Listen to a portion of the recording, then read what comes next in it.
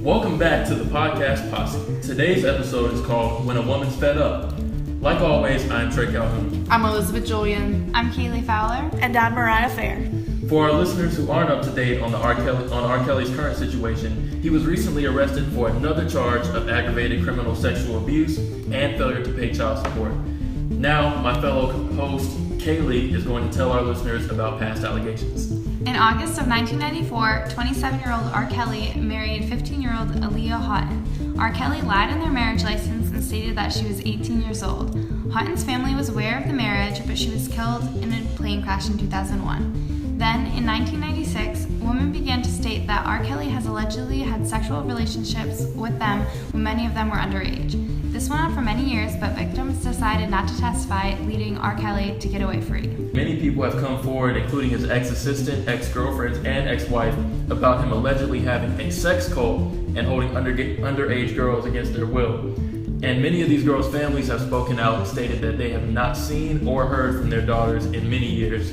But R. Kelly, he states that he's never held any women against their will or in any sort of cult.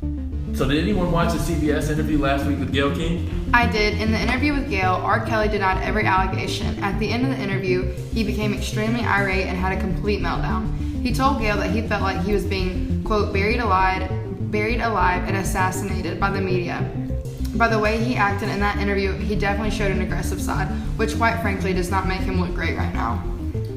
Also, speaking of R. Kelly not looking good in the media, Mariah, did you see the SNL skit? Yes, so SNL actually did a skit making fun of the CBS interview with R. Kelly that ended up becoming the #1 trending piece on Twitter. SNL members Kenan Thompson played R. Kelly and Leslie Jones played Gayle King. In this humorous skit, they shed a little laughter on the sensitive subject of if he really is innocent. They made him out to be uneducated, narcissist, and self-incriminating. Do you think there's a specific reason why these women are coming out now and stating these allegations?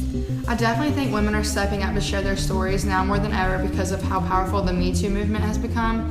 The Me Too movement has given women more of a platform than ever before to speak their truths. As of today, R. Kelly still denies all allegations and states he is innocent of all charges.